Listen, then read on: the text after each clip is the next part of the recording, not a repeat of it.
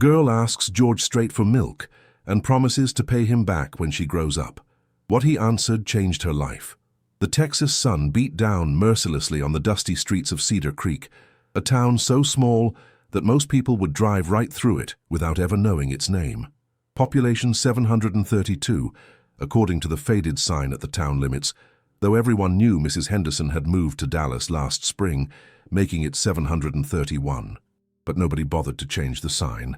In Cedar Creek, change came slowly, like the creeping shadows of evening across the endless plains. On this particular Tuesday in late September, the heat shimmered off the asphalt like a mirage, making the small buildings along Main Street appear to dance in the distance. The Johnson's grocery sat squarely in the middle of it all, its red brick facade weathered by decades of Texas weather, its wooden floors scarred by the boots of generations of townspeople who had come seeking everything from fresh milk to the latest gossip. Inside the store, 8-year-old Emily Williams stood frozen in front of the dairy cooler, her small hand pressed against the cold glass as if drawing strength from its coolness. Her brown hair, braided that morning by fingers that trembled with fever, had come loose throughout the day, wisps framing a face that carried far too much worry for someone who should have been thinking about dolls and playground games. The floral dress she wore had seen better days, much better days, but it was clean and pressed because Mama had always said that being poor was no excuse for being untidy. Emily's fingers clutched a small collection of coins so tightly that they had left red marks on her palm. Quarters, dimes, nickels, and pennies. Every bit of change she had managed to gather from between couch cushions, from the bottom of Mama's old purse, from the jar where they used to keep money for emergencies. The jar had been empty for months now, every emergency having already been spent. She counted the coins again, her lips moving silently as she calculated, hoped, prayed that somehow the numbers would add up differently this time. $2.63. The milk cost $3.49. The gap might as well have been a canyon. Behind her, the familiar sounds of the grocery store continued, the hum of the refrigerators, the creak of wooden floors under boots, the gentle chatter of customers who didn't have to count pennies for milk. Mrs. Patterson was discussing the weather with her sister near the produce section. Old Mr. Casey was complaining about his arthritis to anyone who would listen. Normal Tuesday afternoon sounds in a normal small town, where normal families bought normal groceries without having to choose between milk and bread. But Emily Williams was not from a normal family, not anymore. 3 months ago, everything had been different. Mama had worked double shifts at Rosie's Diner, singing along to the radio while she flipped burgers and served coffee to truckers passing through town. She had the most beautiful voice Emily had ever heard, like honey mixed with moonlight, and sometimes late at night when Mama thought she was asleep, Emily would hear her practicing songs she used to sing back when she was young, back when she had dreams of Nashville and Grand Ole Opry. Then came the coughing. At first, Mama said it was just allergies, then a cold that wouldn't go away. But the coughing got worse, deep and rattling, and with it came the fever that never seemed to break completely. Mama kept working as long as she could, but when she collapsed in the diner kitchen 3 weeks ago, even stubborn Linda Williams had to admit something was seriously wrong. The diagnosis came like a punch to the stomach: pneumonia, complicated by what the doctor suspected might be something more serious. Without insurance, without the money for proper tests, without the luxury of specialists and second opinions, Mama was sent home with antibiotics and instructions to rest. But rest didn't pay rent, and rest didn't buy medicine, and rest certainly didn't buy the milk that helped the bitter pills go down easier. Emily had become the woman of the house overnight, a role that sat on her narrow shoulders like an ill-fitting coat. She had learned to make soup from canned broth and leftover vegetables, to count pills and mark them on a calendar, so Mama never missed a dose, to forge Mama's signature on notes to school explaining her frequent absences.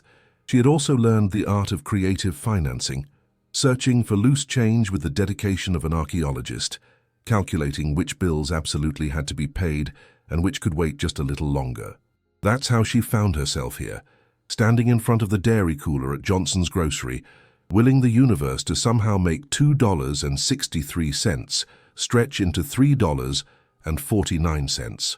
She had walked the 8 blocks from their apartment above Hanson's hardware store, the September heat making her dress stick to her back, carrying the weight of responsibility that no 8-year-old should have to bear.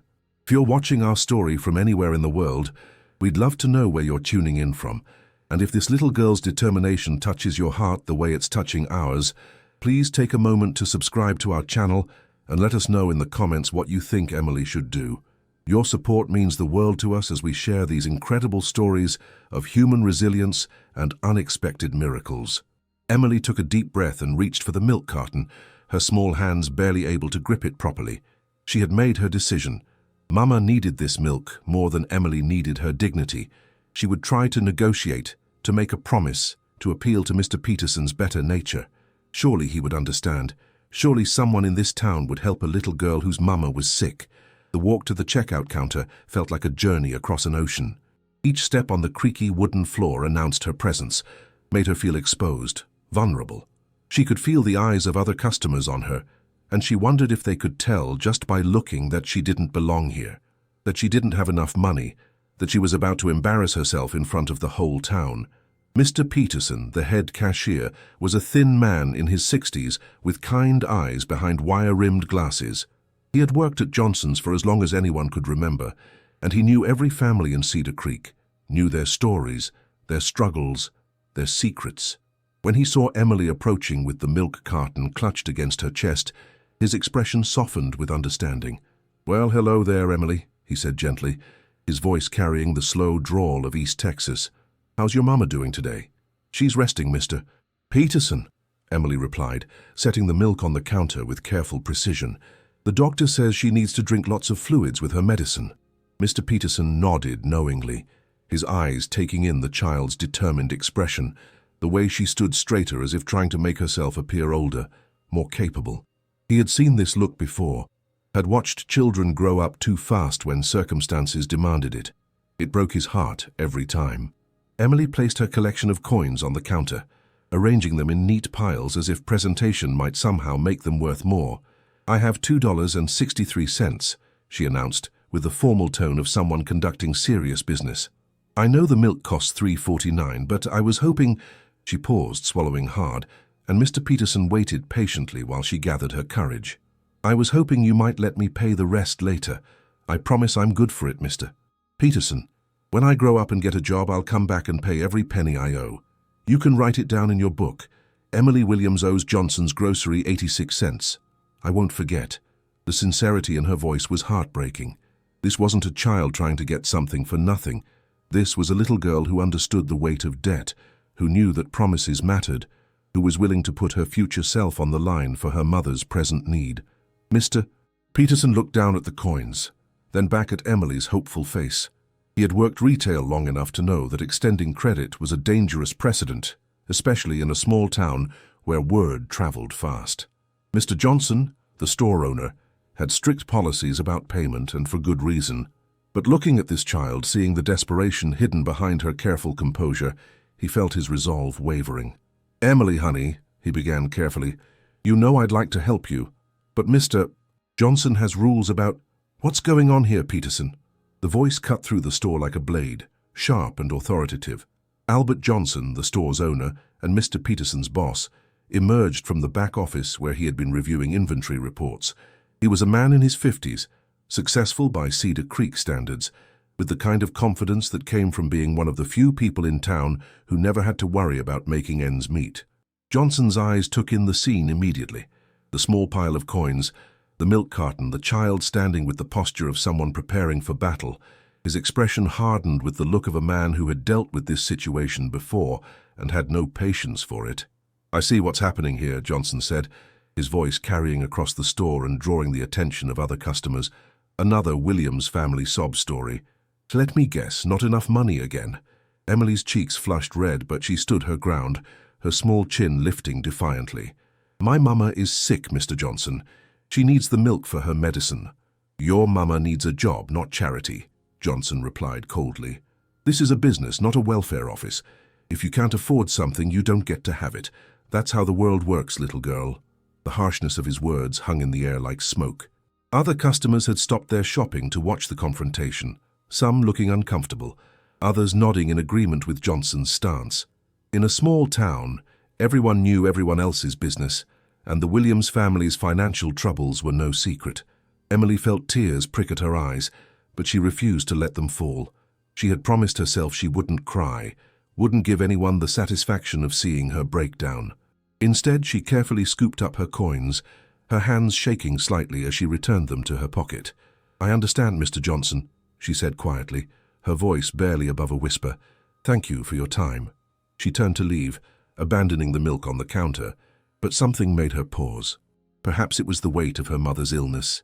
Perhaps it was the injustice of being poor in a world that seemed designed to punish poverty, or perhaps it was simply the desperate love of a child who would do anything for her parent. Whatever it was, Emily Williams found her courage and turned back to face Albert Johnson. "My mama used to sing," she said, her voice growing stronger with each word. "She had the most beautiful voice you ever heard, and people would come from 3 counties over just to listen to her perform at church socials and harvest festivals. She could have been somebody, could have made records and toured all over the country, but she gave up her dreams to stay here and raise me." Emily's voice was gaining power now, the hereditary strength of women who had faced hardship and survived it flowing through her young frame. "She works 2 jobs when she's healthy, never asks for help, never complains. She's the kindest, most generous person in this whole town, and if you can't see that, then I feel sorry for you, Mr. Johnson, because when I grow up and become successful, I'm going to remember every person who helped us and every person who didn't." The store had fallen completely silent. Even the hum of the refrigerators seemed muted in the wake of Emily's words. She had spoken with the dignity of someone 3 times her age, and her quiet strength had commanded the attention and respect of every person present. But it was at that exact moment, as Emily Williams stood tall in the face of humiliation and prepared to walk home empty-handed to a mother who needed milk for her medicine, that fate decided to intervene in the form of a man in faded jeans and worn boots who had been watching the entire scene unfold from behind a display of canned goods. His heart breaking a little more with each word exchanged. George Strait had come to Cedar Creek for one reason: to disappear. After 30 years of sold-out arenas, platinum albums, and the relentless pressure of being crowned the king of country music, he needed silence.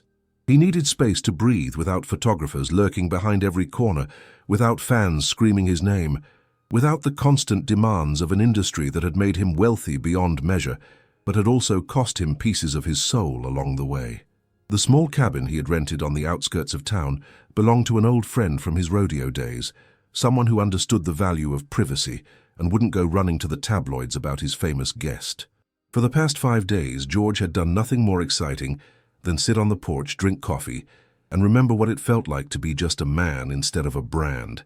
He had ventured into town only because his coffee had run out, and Johnson's grocery was the closest place to remedy that situation.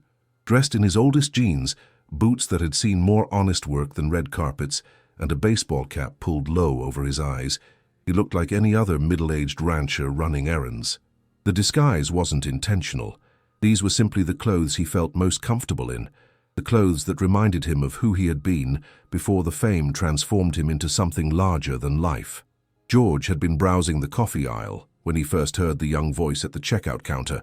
Something in the tone, the careful politeness mixed with underlying desperation, had caught his attention. He had moved closer, positioning himself behind a display where he could observe without being noticed, and what he witnessed had transported him back 35 years to his own childhood. He remembered being 12 years old, standing in a similar store in Petite, Texas, counting pennies for a loaf of bread, while his mother waited in their broken-down truck outside. His father had been between jobs again, drinking away what little money they had, and George had learned early that sometimes pride was a luxury they couldn't afford. The shame of not having enough, the humiliation of having to ask for charity, the way other customers looked at you like you were somehow less than human. These were memories that success had never quite erased. But it was more than just recognition of familiar hardship that held George frozen behind those canned goods. There was something about this little girl, something in the way she carried herself with such dignity despite her circumstances, that reminded him of another time, another loss that had nearly destroyed him. 13 years ago, George Strait's life had been shattered when his daughter Jennifer died in a car accident.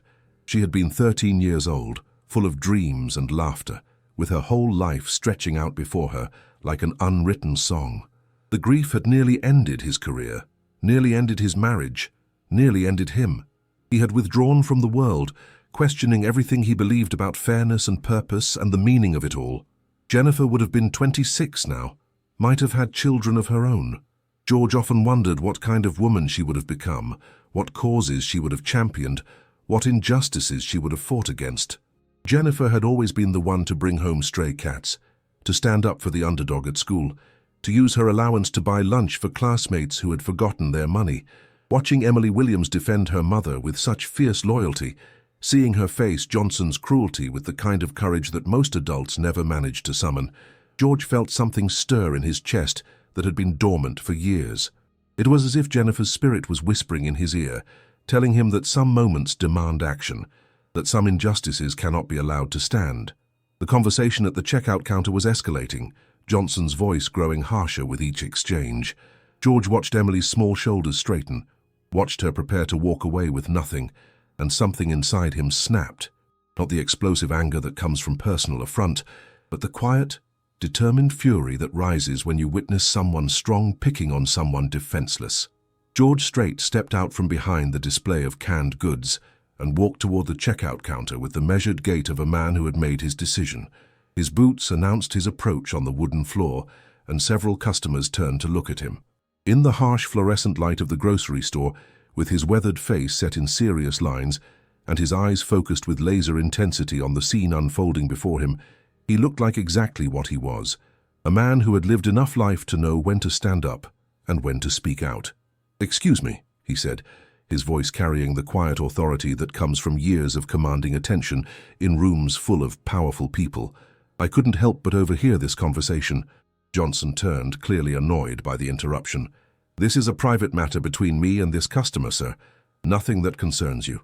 George looked down at Emily, who was staring up at him with a mixture of hope and wariness. Up close, he could see the exhaustion in her young face, the premature worry lines that shouldn't exist on an 8-year-old, the way she held herself like someone who had learned not to expect help from strangers. "I think you're wrong about that," George said, his tone remaining conversational but carrying an edge that made Johnson take a step backward. "When I see a child being treated with disrespect in a public place, it becomes everybody's business." "Now look here," Johnson began, his face flushing with indignation. "No, you look here," George interrupted, and now his voice carried the full weight of his authority, the presence that had commanded stages and studio sessions and boardroom meetings for 3 decades. "This little girl came in here asking for help, and instead of showing her the basic human decency that any child deserves, you chose to humiliate her in front of your entire store." The grocery store had gone completely silent. Even the background music seemed to have paused, as if the building itself was holding its breath to see what would happen next. Emily stood frozen between the two men, unsure whether this stranger's intervention would make her situation better or worse. George reached into his wallet and pulled out several bills, placing them on the counter next to Emily's small pile of coins.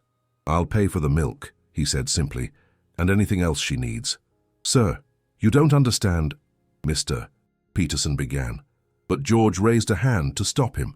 "I understand perfectly," George said, his eyes never leaving Johnson's face. "I understand that this child is trying to take care of her sick mother, and I understand that instead of helping her, you decided to make her feel small and worthless. What I don't understand is how a grown man can look at a situation like this and choose cruelty over compassion." Johnson's face was now bright red, whether from embarrassment or anger was unclear. "This is my store and I run it the way I see fit. If people can't pay, they don't get to buy. It's that simple." "You're right," George said, surprising everyone, including Emily. "It is your store, and you can run it however you want. But this community will judge you by how you treat its most vulnerable members. And right now, you're failing that test spectacularly." George turned to Emily, his expression softening completely as he knelt down to bring himself to her eye level. Up close, he could see that she had been crying despite her best efforts to remain strong. Her eyes were red-rimmed but fierce, like a small animal backed into a corner but still ready to fight. "What's your name, sweetheart?" he asked gently. "Emily Williams," she replied, her voice barely above a whisper. "Emily Williams," George repeated, as if testing how the name sounded. "That's a strong name, and from what I've seen here today, you're living up to it." Emily looked at this stranger, who had appeared like an answer to a prayer she hadn't dared to voice. There was something familiar about him, something that made her feel safe, despite never having seen him before. His eyes were kind but sad, like someone who understood what it meant to hurt.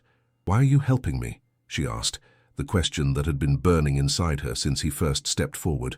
George was quiet for a moment, considering how to answer. How could he explain to an 8-year-old that sometimes the universe puts you in exactly the right place at exactly the right time to do exactly the right thing? How could he tell her that helping her was also helping him, that her courage was reminding him of who he used to be, before fame had insulated him from the real struggles of real people? "Because," he said finally, "everyone deserves a chance to take care of the people they love. And because I think your mama raised you to be exactly the kind of person this world needs more of." Emily's eyes filled with tears again, but this time they were tears of relief rather than frustration. For the first time in weeks, she felt like she wasn't carrying the weight of the world alone. George stood up and turned back to Johnson, who was watching the interaction with a mixture of confusion and growing unease. Something about this stranger was different. Something in his bearing suggested that he was accustomed to being heard, accustomed to getting his way.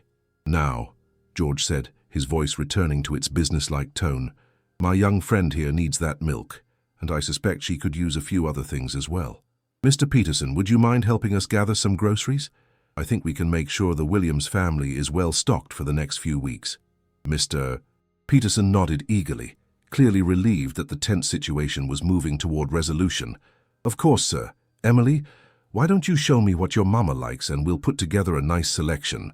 As Emily began to follow Mr. Peterson toward the aisles, she paused and looked back at her unexpected benefactor. "I don't even know your name," she said. George smiled, the first genuine smile he had worn in days. "My name is George, Emily, and it's very nice to meet you." What Emily didn't know, what no one in that store knew except for George himself, was that this simple act of kindness was about to spiral into something much larger than anyone could have imagined, because George Strait was not just any good Samaritan, and his presence in Cedar Creek was about to become the catalyst for changes that would ripple through the entire community, starting with one small girl and her extraordinary hidden talent that was waiting for exactly the right moment to be discovered. 20 minutes later, George found himself walking beside Emily down the dusty sidewalks of Cedar Creek, carrying 2 heavy bags of groceries, while she clutched the precious milk carton against her chest like it was made of gold. The late afternoon sun cast long shadows across the small town, and George found himself seeing the place through Emily's eyes, not as the sleepy refuge he had been seeking, but as home to people with real struggles and real dreams. "Mr. George," Emily said, her voice still carrying a note of disbelief, "are you sure you don't want me to pay you back? I meant what I said about getting a job when I grow up." George chuckled, a warm sound that seemed to surprise him as much as it did Emily. He couldn't remember the last time he had laughed without calculation, without wondering if someone was recording it or taking pictures. "I'm sure, Emily, but I appreciate the offer. Tell me about your mama. What's she like?" Emily's face lit up in a way that transformed her entirely, erasing the worry lines and revealing the 8-year-old child she should have been all along. "Oh, she's wonderful. She's the smartest person I know, and she's funny, and she makes the best pancakes in the whole world. And she sings—" Emily's voice trailed off, and George noticed the sudden wistfulness that crept into her expression. "She sings?" he prompted gently. "She used to sing all the time," Emily said, kicking at a loose stone on the sidewalk. "When I was little, she would sing me to sleep every night. She knew all kinds of songs. Country songs, church songs, songs she made up herself. People used to say she had a voice like an angel. What happened? Why doesn't she sing anymore?" Emily was quiet for several steps, wrestling with how to explain something she didn't fully understand herself. "She got sad," she said finally. "Real sad, for a long time. She said her singing days were over, that she had to focus on being a mama now. But sometimes, late at night when she thinks I'm asleep, I hear her humming. It's the most beautiful sound in the world." George felt that familiar tightness in his chest, the one that came whenever he encountered someone whose dreams had been deferred by circumstances beyond their control. How many talented people were out there, he wondered, singing only to their children, their gifts known only within the walls of their homes. "Do you sing?" he asked. Emily glanced up at him, surprised by the question. "A little. Mama taught me some songs when I was smaller, but I'm not very good. I bet you're better than you think." They walked in comfortable silence for a few minutes, passing the barber shop, where old men gathered to solve the world's problems. The post office with its faded American flag, the beauty salon where the town's gossip network had its headquarters. George found himself remembering his own small Texas town, the way everyone knew everyone else's business, the way a single act of kindness or cruelty could define a person's reputation for decades. "That's where we live," Emily said, pointing to a narrow wooden staircase that led to an apartment above Hanson's hardware store. The building had seen better days. The paint was peeling, one of the porch railings was broken, and the screen door hung slightly crooked on its hinges. But the small flower boxes in the windows were carefully tended, and a hand-painted sign reading "Williams" hung beside the door. George followed Emily up the stairs, his boots heavy on the wooden steps. At the top, Emily paused with her hand on the doorknob, suddenly looking uncertain. "Mama might be sleeping," she whispered. "The medicine makes her really tired." "We'll be quiet," George promised. Emily opened the door slowly, and George was immediately struck by how clean and organized the small apartment was. Despite their obvious financial struggles, everything was in its place. Handmade curtains hung at the windows, colorful throw pillows brightened a worn but well-maintained sofa, and the scent of something herbal, tea or soup, filled the air. "Emily, is that you, baby?" A voice called weakly from what George assumed was the bedroom. "Yes, Mama. I got the milk and I brought someone to meet you." George heard the rustle of bedsheets followed by footsteps. A moment later, a woman appeared in the doorway, and George had to work to keep his expression neutral. Linda Williams was probably only in her early 30s, but illness had aged her prematurely. Her brown hair, the same shade as Emily's, hung limply around a face that was pale and drawn. She wore a faded bathrobe and moved with the careful gait of someone who was conserving energy. But despite her obvious illness, George could see where Emily had inherited her strength. Linda Williams held herself with dignity, and her eyes, though tired, were alert and intelligent. There was something familiar about her, something that nagged at the edge of George's memory. "Mama, this is Mr. George," Emily said, setting the milk on the small kitchen counter. "He helped me at the store." Linda's eyes took in the grocery bags George was carrying, and her expression shifted from gratitude to embarrassment. "Emily, what did you do?" "I didn't do anything wrong, Mama," Emily said quickly. "Mr. Johnson was being mean about the milk money, and Mr. George stood up for me. He said everyone deserves a chance to take care of the people they love." Linda looked at George with a mixture of appreciation and mortification. "Sir, I don't know what Emily told you, but we're not charity cases. We've just hit a rough patch and—" "Mrs. Williams," George interrupted gently, "your daughter didn't ask me for anything. I offered to help because I wanted to, not because I felt sorry for you. From what I've seen, you've raised an exceptional young lady, and that's not easy under the best of circumstances." Linda studied his face, trying to read his intentions. In her experience, strangers who offered help usually wanted something in return, and she had learned to be cautious. But there was something about this man that seemed genuine, something in his eyes that suggested he understood struggle from personal experience. "That's very kind of you, Mr. George," he said, not offering his last name. "Just George." "Well, George, I appreciate your kindness more than you know. Can I offer you some tea? It's not much, but I'd like that," George said, and meant it. As Linda moved slowly to the kitchen to prepare tea, George looked around the small apartment with new eyes. On a bookshelf in the corner, he noticed a guitar case, old and battered but well cared for. Sheet music was stacked beside it, and he could see handwritten notes in the margins. "Is that your guitar?" he asked Linda. She followed his gaze and nodded, her expression growing wistful. "Haven't played it in years. Emily's father bought it for me when she was a baby. Said I was going to be a star someday." "What happened to him?" George asked gently. "He left when Emily was 2, Linda said matter-of-factly, as if the pain of that abandonment had been worn smooth by time. "Said he wasn't cut out for family life." I guess he was right. Emily had been listening to this conversation while unpacking the groceries, and George noticed how her small hands stilled when her father was mentioned. This was clearly a wound that still ached for both mother and daughter. "Mama used to play at church," Emily said suddenly, her voice bright with forced cheerfulness. "Everyone said she was better than the singers on the radio." Linda smiled sadly at her daughter. "That was a long time ago, baby. People change. Dreams change." But George was studying Linda's face more intently now, and suddenly the nagging familiarity clicked into place. He remembered a young woman with long brown hair, and a voice like honey, standing on a small stage at a honky-tonk in San Antonio 15 years ago. She had been the opening act for one of his early shows, back when he was still climbing the ladder to stardom. Her name had been Linda. Linda something. She had sung 3 songs, and the crowd had loved her. He remembered his manager at the time saying she had real potential, that she could go places if she wanted it badly enough. "Linda," he said carefully, "did you ever perform in San Antonio, maybe 15 years ago?"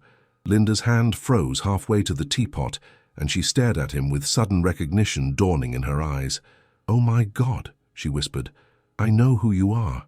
Emily looked back and forth between the adults, confused by the sudden tension in the room. "What's wrong? Do you know each other?" Linda sat down heavily in one of the kitchen chairs, her face pale. "Emily, honey, Mr. George isn't just George. He's George Strait, the country singer." Emily's eyes widened as she looked at George with new understanding. Even at 8 years old, she knew that name. Everyone in Texas knew that name. George Strait was country music royalty, as famous as the president, as legendary as the cowboys in her history books. "You're really him," she whispered. George nodded, feeling strangely vulnerable under the child's awed gaze. "I am, but I'm also just a man who was in the right place at the right time to help a little girl buy milk for her mama." "I can't believe this," Linda said, shaking her head. "I opened for you in San Antonio in 2010. I was Linda Martinez then, before I married Emily's father. You probably don't remember." "I remember," George said quietly. "You sang Blue Eyes Crying in the Rain, Crazy, and something original. The crowd gave you a standing ovation." Linda's eyes filled with tears. "You do remember. I remember thinking you had one of the purest voices I'd ever heard. My manager wanted to talk to you after the show, but you disappeared. We looked for you. I found out I was pregnant with Emily the next day," Linda said simply. "Everything changed after that. I thought I had to choose between my dreams and my baby, and there was really no choice at all." The small apartment fell silent, except for the ticking of a clock on the kitchen wall. 3 lives had intersected years ago for a brief moment, then diverged onto completely different paths. Now fate had brought them together again in the most unlikely of circumstances. A country music superstar, a struggling single mother, and the remarkable child who connected them both. Emily was the first to break the silence. "So you really are famous," she said to George. "Like, really, really famous." George smiled at her serious expression. "I suppose I am. Does that change anything?" Emily considered this question with the gravity of a philosopher. "No," she said finally. "You were nice to me before I knew who you were. That's what matters." It was such a simple statement, but it hit George with the force of revelation. In a world where people's treatment of him was usually calculated based on what he could do for them, this child's acceptance felt like a gift beyond measure. "Your mama was right," he told Emily. "You are wise beyond your years." "Now she gets that from her father," Linda said with a bitter laugh. "The good parts, anyway." George looked at Linda, really looked at her, and saw past the illness and exhaustion to the woman who had once stood on a stage and made magic with nothing but her voice and a guitar.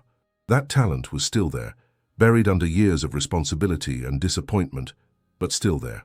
"Linda," he said carefully, "what if I told you that your choice doesn't have to be permanent? What if there was a way to provide for Emily and still honor the gift you were born with?" Linda shook her head slowly. "George, that's kind of you to say, but look at me. I can barely make it through a day without falling asleep. I'm sick, I'm broke, and I'm 15 years older than I was when you knew me. That ship has sailed." "Maybe," George said. "Or maybe it's just been waiting for the right wind." Before Linda could respond, Emily suddenly spoke up, her voice small but clear. "Could I ask you something, Mr. George?" "Of course, sweetheart. Could you teach me one of your songs? I know some of them from the radio, but I'd like to learn one the right way. Maybe I could sing it for Mama when she's feeling sad." George felt his throat tighten with emotion. This child, who had spent her day worrying about buying milk, was thinking about how to bring joy to her sick mother. It was the kind of pure, selfless love that reminded him why he had fallen in love with music in the first place, its power to heal, to comfort, to connect human hearts across all the barriers that divided them. "I'd be honored to teach you a song, Emily," he said. "But first, I'd like to hear you sing something. Anything at all." Emily looked at her mother uncertainly. Linda nodded encouragingly, despite her own exhaustion. Go ahead, baby. Let Mr. George hear that pretty voice of yours." Emily took a deep breath, closed her eyes, and began to sing Amazing Grace in a voice that was clear and sweet and absolutely heartbreaking in its innocence. But it was more than just a pretty child's voice. There was something there, some quality that suggested depth and emotion far beyond her years. George listened with the professional ear of someone who had heard thousands of singers, and what he heard made his heart race with excitement. Emily Williams had inherited more than just her mother's strength and dignity. She had inherited her gift. When Emily finished singing, the small apartment was filled with a silence that felt almost sacred. George had heard Grammy winners who couldn't convey half the emotion that this 8-year-old had just poured into a simple hymn. It wasn't just technical ability. Though her pitch was perfect and her tone pure, it was something deeper, something that couldn't be taught or manufactured. "Emily," George said softly, "that was beautiful, absolutely beautiful." Linda was staring at her daughter with tears streaming down her face. "Baby, when did you learn to sing like that?" Emily looked confused by their reactions. "I don't know, Mama. I just sing the way it feels right to sing, like you taught me." George and Linda exchanged a look over Emily's head, both recognizing the magnitude of what they had just witnessed. This child had a gift that came along perhaps once in a generation, the kind of natural talent that could move mountains, change lives, inspire millions. "Emily," George said carefully, "would you like to learn more about music? About singing, I mean." "Could I? Really?" Emily's eyes lit up with a hope so bright it was almost painful to witness. "I think we could arrange something," George said, his mind already racing with possibilities. He looked at Linda, who was watching the exchange with a mixture of wonder and wariness. "George," Linda said quietly, "this is all very overwhelming. I appreciate everything you've done for us today more than I can say, but Emily and we're not charity cases. We don't need rescuing." George nodded respectfully. "I understand, Linda, and I'm not suggesting charity. I'm suggesting opportunity. Emily has a gift that deserves to be nurtured, and frankly, I think you do too. Your voice, your experience, your story, they matter. They could help other people who are struggling." "I'm sick, George," Linda said bluntly. "Some days I can barely get out of bed. I can't chase dreams anymore. I have to be practical." "What if being practical and chasing dreams weren't mutually exclusive?" George asked. "What if there was a way to take care of Emily's future, while also honoring both of your talents?" Before Linda could respond, Emily spoke up with the directness that only children possess. "Mr. George, are you going to help make Mama better?" The question hung in the air like a prayer. George looked at this remarkable child who had already shouldered so much responsibility, who was still hoping for miracles despite everything life had thrown at her. "I'm going to try, sweetheart," he said honestly. "I can't make promises about making your Mama all better, but I can promise that you and she are going to have every opportunity to build the best life possible." Over the next hour, as the sun set outside the small apartment windows, George learned more about the Williams family's story. Linda told him about the years of working double shifts at the diner, about the medical bills that kept piling up, despite her lack of insurance, about the nights she lay awake worrying about Emily's future. Emily, meanwhile, seemed to bloom under George's attention. She showed him her school notebooks, where she had written out song lyrics in careful handwriting. She told him about her dreams of becoming a singer like her mama used to be, about wanting to help other kids who didn't have enough money for milk. "I want to sing songs that make people feel better," Emily explained with 8-year-old earnestness. "Like when Mama sings to me when I have nightmares, music makes everything less scary." George felt his chest tighten with emotion. This child understood something about music that many professional singers never grasped: its power to heal, to comfort, to transform pain into something beautiful. As the evening wore on, George found himself making a decision that would have seemed impossible just hours earlier. He was going to help this family, not as a publicity stunt or a tax write-off, but because sometimes the universe puts exactly the right people in your path at exactly the right moment. "Linda," he said as he prepared to leave, "I want you to think about something. I'm planning to do a small acoustic show here in Cedar Creek next week. Nothing big, just an intimate performance for the local folks. I'd like you and Emily to be my special guests." Linda shook her head. "George, that's incredibly generous, but I don't think I'm up for—" "Just think about it," George interrupted gently. No pressure, no expectations, just an invitation to remember what it felt like to be surrounded by music again. He turned to Emily, who was clutching the empty milk carton like a trophy. "And you, Miss Emily, I want you to practice that song we talked about. Can you do that for me?" "Which song?" Emily asked. "Amazing Grace," George said. "The way you sang it today was perfect, but I think with a little practice, you could make it even more special." Emily nodded solemnly, as if he had given her the most important assignment in the world. George left his phone number with Linda, along with enough cash to cover their expenses for the next month. Despite her protests, he insisted it was an investment, not charity. "In what?" Linda asked. "In the future," George replied simply.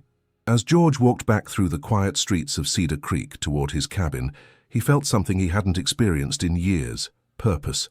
For too long, his music had been about maintaining his legacy, about giving fans what they expected, about fulfilling contracts and obligations.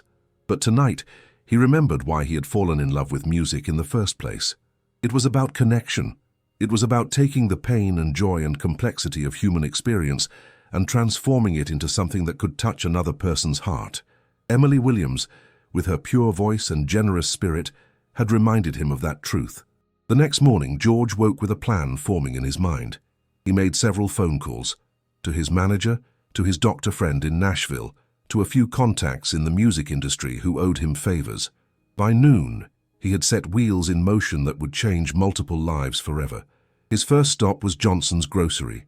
Word had already spread through the small town about the previous day's events, and when George walked through the door, conversations stopped and heads turned. Albert Johnson emerged from his office, his face a careful mask of professional politeness. "Mr. Strait," Johnson said, extending his hand, "I had no idea yesterday who you were. If I had known, you would have acted differently," George interrupted, not taking the offered hand. "That's exactly the problem, Mr. Johnson. The way you treat people shouldn't depend on who they are or how famous they might be." Johnson's face flushed red. "Now see here, I run a business. I can't just give away merchandise to every person with a sob story." "No," George agreed, "but you can treat children with basic human dignity. You can show compassion to families who are struggling, and you can remember that your reputation in this community is worth more than the few dollars you might lose by showing a little kindness." George looked around the store, noting how other customers were listening intently to the conversation. In a town this size, this exchange would be repeated in every coffee shop and barbershop by evening. "I'm planning a benefit concert for this community," George announced, his voice carrying to every corner of the store. "All proceeds will go to help local families who are facing medical emergencies or other hardships. I hope I can count on your support, Mr. Johnson." It was a masterful move, George realized. By making the announcement publicly, he had put Johnson in a position where refusing to support the benefit would make him look petty and mean-spirited to his own customers. "Of course," Johnson said through gritted teeth. "Johnson's Grocery is always happy to support community events." "Excellent," George said. "I'll have my people contact you about specifics." As George turned to leave, he paused and addressed the other customers who were still watching the exchange with fascination. "I want you all to know that yesterday I witnessed something remarkable in this store. A little girl named Emily Williams showed more courage and dignity than most adults manage in a lifetime. She's a credit to this community, and I hope you'll all come out next week to support her and families like hers." George left the store, knowing that by evening, everyone in Cedar Creek would know about Emily's courage and Johnson's cruelty. Public opinion was a powerful force in small towns, and he had just ensured that Albert Johnson would think twice before humiliating another child. His next stop was the local doctor's office. Dr. Sarah Martinez had been serving Cedar Creek for 15 years, and George had learned through his phone calls that she was the one treating Linda Williams. "Mr. Strait," Dr. Martinez said when George was shown into her office, "I have to say I'm surprised to see you here." "I'm interested in Linda Williams's case," George said directly. "I understand she's been quite ill." Dr. Martinez's expression grew cautious. "I can't discuss specific patient information without—" "I understand," George interrupted. "But I can tell you that I'm prepared to cover whatever medical expenses might be necessary to get Linda the treatment she needs. Tests, specialists, whatever it takes." Dr. Martinez leaned back in her chair, studying George's face. "May I ask why you're interested in helping Mrs. Williams?" George considered how to answer that question. How could he explain that helping Linda and Emily felt like the most important thing he had done in years? How could he describe the way Emily's courage had reminded him of his own daughter, or how Linda's struggling dignity had touched something deep in his soul? "Sometimes," he said finally, "you meet people who remind you of why you got into music in the first place. Linda and Emily Williams are those people for me." Dr. Martinez nodded slowly. "In that case, Mr. Strait, I think we should talk about treatment options. With the right care, Linda's condition is very treatable. The problem has been cost and access to specialists." "Cost is no longer an issue," George said firmly. "What does she need as doctor?" Martinez outlined a treatment plan that would have been financially impossible for the Williams family. George felt a satisfaction he hadn't experienced in years. This was what success should be used for, not just personal luxury, but the power to change lives, to give hope where there had been none. By the time George returned to his cabin that evening, he had set in motion a chain of events that would transform Cedar Creek. The benefit concert was scheduled for the following Saturday at the high school gymnasium. A team of medical specialists from Dallas would examine Linda within the week. And most importantly, he had arranged for Emily to audition for a children's music program in Austin that could nurture her extraordinary talent while allowing her to stay close to her mother. But the real transformation, George realized as he sat on his porch watching the Texas sunset, was happening within himself. For the first time since Jennifer's death, he felt like he was making music for the right reasons again. Emily Williams had given him a gift more precious than any platinum album or sold-out arena. She had reminded him of the power of music to heal, to connect, and to create hope where none existed before. As he picked up his guitar and began to strum the opening chords of Amazing Grace, George smiled, knowing that tomorrow would bring new possibilities for all of them. The week that followed moved like a whirlwind through the small town of Cedar Creek. News of George Strait's presence and his planned benefit concert spread like wildfire across East Texas, drawing attention from media outlets and fans from hundreds of miles away. But for George, the focus remained laser-sharp on two people: Linda Williams, who was undergoing a battery of tests with specialists from Dallas, and Emily, who was practicing her songs with the dedication of a seasoned professional. The medical news had been better than anyone dared hope. Dr. Martinez's suspicions proved correct. Linda's condition was serious but treatable with the right medication and care. The pneumonia had triggered an autoimmune response that had been slowly weakening her system, but with proper treatment she could expect to make a full recovery within 6 months. "I can't believe this is really happening," Linda confided to George as they sat in the small waiting room of the Cedar Creek Medical Center. Emily was in the children's area, practicing scales on a small keyboard that George had brought for her. "3 weeks ago, I thought I was going to die and leave Emily all alone. Now you're telling me I'm going to get better, and my daughter might have a real future in music." George watched Emily's small fingers move across the keys with increasing confidence. In just 1 week, her natural talent had begun to flourish under his guidance. She absorbed every lesson like a sponge, asked thoughtful questions about melody and rhythm, and most importantly, never lost the emotional authenticity that made her voice so special. "Linda," George said carefully, "I need to ask you something, and I want you to be completely honest with me. Of course. Do you want this for Emily? The music, the potential career, all of it? Or are you agreeing because you think it's what I want?" Linda was quiet for a long moment, watching her daughter practice. "When I was Emily's age," she said finally, "all I wanted was to sing. Music was like breathing to me. I couldn't imagine life without it. But when life got complicated, when I had to choose between my dreams and my responsibilities, I convinced myself that giving up music was the noble thing to do." She turned to look at George directly. "But watching Emily these past few days, seeing how she lights up when she sings, how naturally it comes to her, I realize I don't want her to have to make the same choice I did. I want her to have both, a stable, loving home, and the chance to share her gift with the world." "And what about you?" George asked. "What do you want for yourself?" Linda smiled, and for the first time since he had met her, George saw a glimpse of the confident young woman who had once commanded a stage in San Antonio. "I want to sing again, George. I want to remember what it felt like to believe in myself." That evening, George made another series of phone calls that would change everything.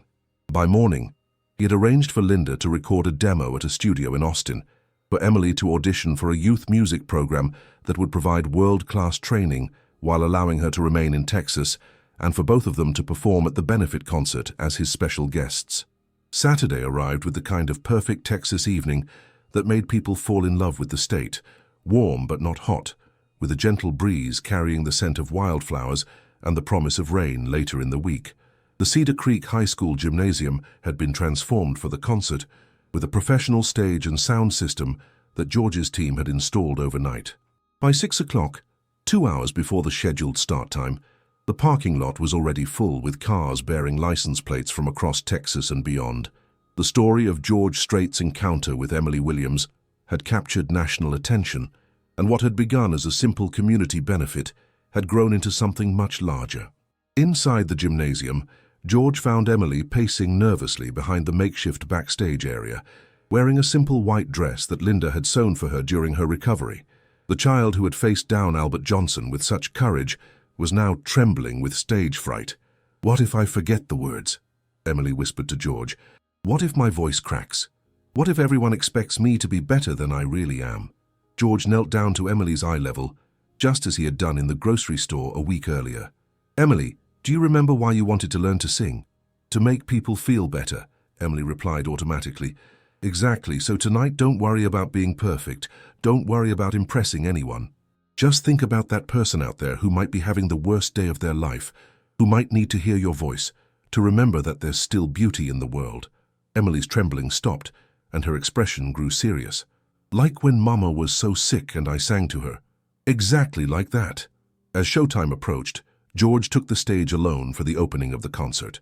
The crowd of over 2,000 people fell silent as he began to speak. "3 weeks ago I came to Cedar Creek looking for peace and quiet," he said, his voice carrying easily through the gymnasium. "I thought I was just going to buy some coffee and groceries and hide out from the world for a while, but sometimes life has different plans for us." George told the story of meeting Emily at Johnson's grocery, of witnessing her courage and dignity in the face of humiliation, of discovering the remarkable talent that ran in the Williams family. As he spoke, he could see people in the audience wiping away tears, nodding in recognition of their own struggles and small triumphs. "Tonight isn't just about raising money for families in need, though we're certainly going to do that," George continued.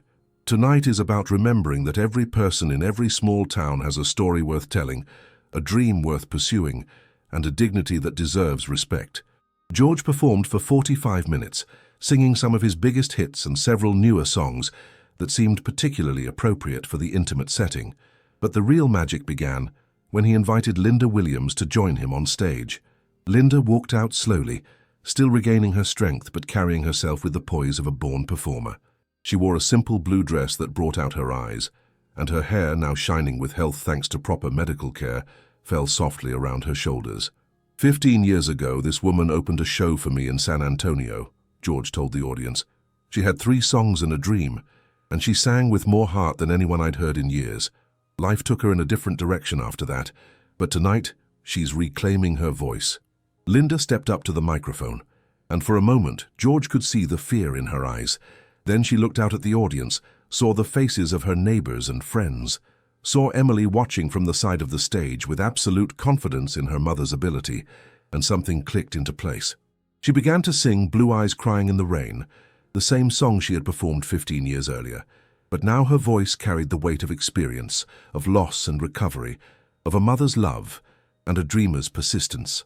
The gymnasium fell absolutely silent except for the sound of her voice, pure and strong and achingly beautiful. When she finished, the audience erupted in applause that lasted nearly 5 minutes. Linda stood there, tears streaming down her face, rediscovering what it meant to connect with people through music. But the evening's most powerful moment was yet to come. "Ladies and gentlemen," George said as the applause finally died down, "I'd like you to meet someone very special. Emily Williams is 8 years old and she has something to share with you tonight that I think will stay with you for the rest of your lives." Emily walked onto the stage with the careful steps of someone who has learned to be brave when courage is required. She looked out at the sea of faces, found her mother's encouraging smile, and nodded to George that she was ready. She began to sing Amazing Grace a cappella, just as she had in the apartment that first night. But now on the stage with perfect acoustics and surrounded by the energy of 2,000 people, her voice seemed to fill not just the gymnasium, but every heart in the audience. What made it extraordinary wasn't just the technical perfection, though her pitch and tone were flawless, but the emotional depth she brought to the familiar hymn. This child, who had worried about buying milk for her sick mother, who had been humiliated by a cruel adult, who had learned to carry burdens far beyond her years, sang about grace and redemption with the wisdom of someone who truly understood what those concepts meant. As Emily reached the final verse, something magical happened. Linda joined her daughter on stage, their voices blending in perfect harmony. Then George added his voice, and finally, as if moved by a single spirit, the entire audience began to sing along. 2,000 voices raised together in a song of hope and redemption, led by an 8-year-old girl who had reminded them all that grace could be found in the most unexpected places, in grocery store confrontations, in acts of kindness from strangers, in the courage to keep singing even when life tried to silence your voice. When the song ended, the silence was profound. Then slowly, the entire audience rose to their feet in an ovation that seemed to shake the very foundations of the building. The benefit concert raised over $300,000 for local families in need. More importantly, it launched Emily Williams on a path that would see her become one of country music's most beloved artists, always singing with the same authenticity and heart that had captivated George Strait in a small Texas grocery store. Linda Williams recovered fully from her illness and eventually opened a music school in Cedar Creek, nurturing the talents of children from across East Texas. She never forgot the lesson that dreams deferred are not necessarily dreams denied. Albert Johnson, faced with widespread community disapproval and declining business, eventually sold his grocery store and moved away from Cedar Creek. The new owners, inspired by the story of Emily and George's encounter, established a policy of helping families in need, proving that sometimes the best response to cruelty is to replace it with systematic kindness.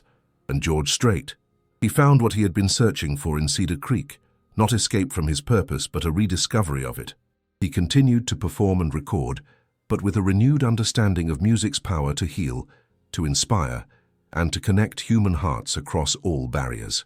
5 years later, at Emily's first Grammy Awards ceremony, George presented her with the award for Best New Artist.